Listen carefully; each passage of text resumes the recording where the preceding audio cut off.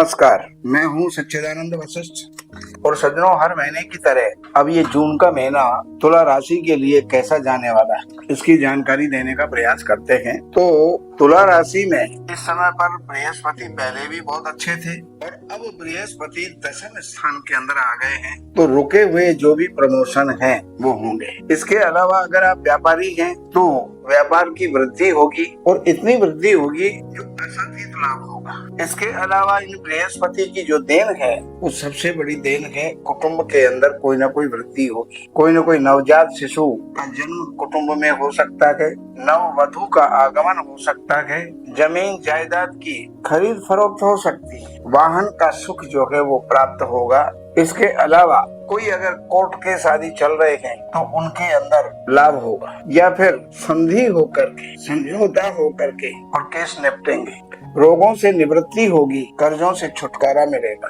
ये बृहस्पति आपके दशम स्थान में बैठ करके और इसका फल दे रहे हैं। राहु आपके पंचम स्थान में। अगर आप विद्यार्थी हैं तो बहुत सतर्क हो जाइएगा, क्योंकि इसमें पढ़ाई के अंदर रुकावटें आएंगी, मन में प्रमाद होगा, कर लूंगा, आलस्य में डूबे रहोगे तो समय निकल जाएगा हाथ से। यात्राएं होंगी लेकिन वो यात्राएं कठिन होंगी, यात्राओं का करना जो है व्यर्थ हो जाएगा। लाभ के अंदर जो है रुकावटें आएंगी, मन में क्रोध रहेगा। शनि आपके छठे स्थान में है, जो कोर्ट केस आदि के अंदर विजय देते हैं, आयु की वृद्धि करते हैं, रोगों से निवृत्ति देते हैं, कर्जों से छुटकारा देते हैं। और यही शनि यहाँ से बैठ करके और आपके तृतीय स्थान के ऊपर इनकी दृष्टि जाती है। भाइयों से, मित्रों से कुछ विवाद हो सकता है, तनाव हो सकता है, उसका आपको ध्यान रखना होगा। और जितने भी आपके खर्चे हैं वो संतुलित हो जाएंगे, अर्थात खर्चे कम हो जाएंगे। तो ये जो है शनि की देन है। और मंगल आपके 8वें स्थान में है, 20 जून से 8वें स्थान में आ जाएंगे। कोई भी दुर्घटना का योग हो सकता है। मंगल की शांति करें, मंगल का दान करें, हनुमान जी की उपासना करें। तो ये आपको मैंने बताया।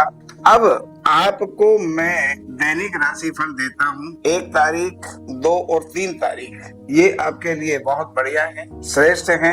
और इसके अंदर धन, कुटुंब सबके अंदर सुख की प्राप्ति होगी, भाइयों के अंदर अच्छा तालमेल रहेगा। 4, 5, 6 तारीख ये कुछ चिंताजनक रह सकती है, इसमें शंकर की आराधना करें। 7 और 8 तारीख विद्यार्थियों के लिए बहुत बढ़िया फलदायक रहेगी।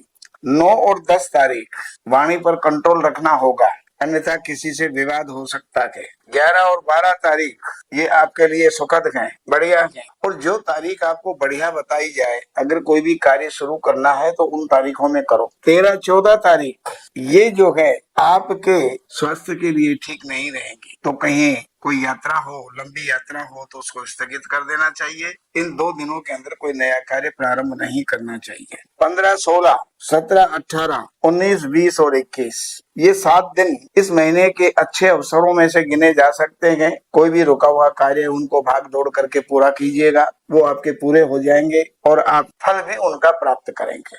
तरक्की अगर कहीं पर बाकी है, कोई प्रमोशन बाकी है तो प्रमोशन हो सकता है, बाकी कारोबार में तरक्की होगी, आय के साधन बनेंगे। 22, 23 तारीख में किसी प्रकार का कोई इन्वेस्टमेंट ना करें, धन लेन ना करें, वरना नुकसान हो सकता है। 22, 23 के बाद में अब आपको 24, 25, 26, 27, 28, 29 और 30 ये 7 दिन आपके लिए बहुत सुंदर हैं, सुखद हैं, लाभ देने वाले हैं। उनका लाभ आपको उठाना चाहिए। ये जानकारियां मैंने आपको दी। बाकी जानकारियों के लिए नंबरों पर संपर्क करके, कार्यालय से अपॉइंटमेंट लेकर के, कार्यालय की सेवाएं अर्पण करके आप जो भी जानना चाहते हैं जान करके लाभ उठाइएगा। नमस्कार।